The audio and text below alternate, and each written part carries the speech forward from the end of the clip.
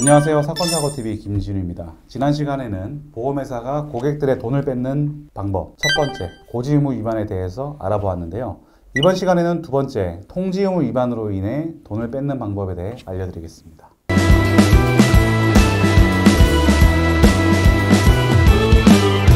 통지의무라는 것은 우리가 보험계약 체결 이후에 변경되는 특정한 사항에 대해서 보험회사에 알려줘야 되는 그런 의무를 말하는데요. 주소가 바뀌었다든지 연락처가 바뀌었다든지 개명해서 이름이 바뀌었다든지 이런 인적사항이 변동된 것뿐만 아니라 내 직업이나 직무가 바뀌었다든지 내가 살고 있는 집 주소가 바뀌었다든지 이륜차를 갑자기 타게 됐다, 영업용 화물 차량을 운행하게 됐다, 이런 위험이 변경되는 내용들에 대해서도 통지하여야 합니다.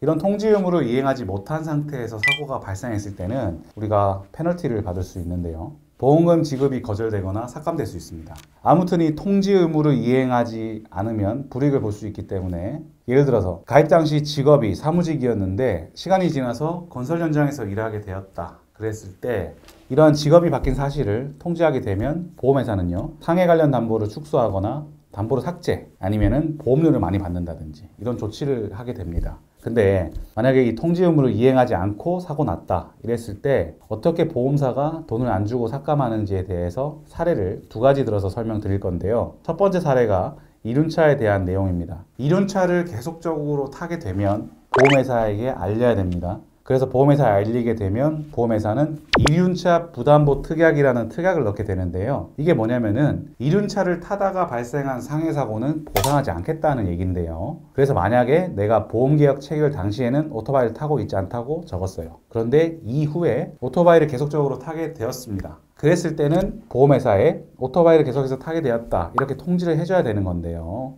만약에 통지하지 않고 사고가 났다 이렇게 되면 보험금을 받지 못하게 될 수 있다는 겁니다. 이런 사례가 있었어요. 친구 오토바이를 그냥 한번 타본 거예요. 20살인 피해자분이었는데 친구 오토바이를 잠깐 타보려다가 이제 운전 미숙으로 넘어져가지고 발목이 골절된 사고였는데, 이후에 이제 보험 청구를 하니까 보험회사에서는 이륜차를 타다가 다쳤으니까 이번 사고 보험금에 대해서는 지급 책임이 없다 이렇게 보험금을 못 받게 된 것인데요. 보험약관에 보시면요, 이륜차를 타는 것도 계속적으로 타게 되었을 때 통지를 해야 되는 부분인데, 이렇게 일회성으로 오토바이를 한 번 탔다 이런 경우에는 보험회사가 사실은 면책을 할 수 없어요. 하지만 그럼에도 불구하고 면책하는 사례가 많다는 건데요.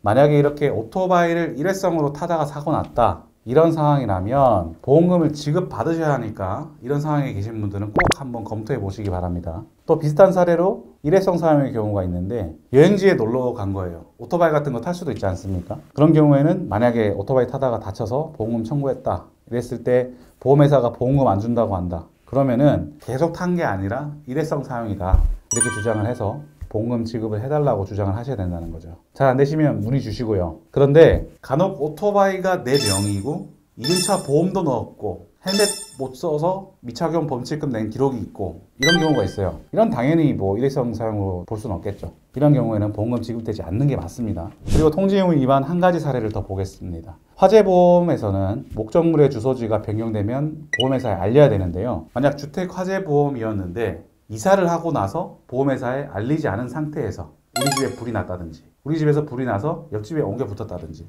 이런 경우에는 보험회사에서는 보험금을 지급하지 않습니다. 생각해보면 이해는 되죠. 화재보험은 목적물 해당 주소지가 당연히 중요한 거 아니에요, 그죠? 어떤 위치에 있는 어떤 건물의 몇 층인지 이런 것들 말이죠. 화재보험에서는 목적물이 변경되면 위험도가 변경되는 것이기 때문에 알려야 되는 것인데요. 하지만 주소가 바뀌었다고 하더라도 목적물의 현저한 위험 변동, 그러니까 위험 변경이나 증거가 없다면 보험금 지급돼야 하지 않을까요? 예를 들어서 같은 아파트 단지 내에서 이사를 한 경우, 이런 경우는 뭐 주소는 바뀌었다고 하지만 딱히 위험이 증가했다고 볼 수는 없잖아요. 이러한 경우에는 주소 변경된 부분을 보험회사에 통지하지 않았다는 이유로 무조건적으로 보험금을 지급하지 않는다, 이런 거는 부당할 수 있다는 겁니다. 이런 경우에는요, 보험금을 지급받을 수 있는 경우도 있으니까 무조건적으로 보험회사 주장을 받아들이지 마시고 전문가 상담을 받아보시기 바랍니다. 여기까지 보험회사가 고객의 돈을 뺏는 두 번째 방법, 통지의무 위반에 대해서 알아보았습니다. 다음 영상에서는 세 번째 방법, 의료 자문에 대해 알아보겠습니다. 영상 시청해 주셔서 감사합니다.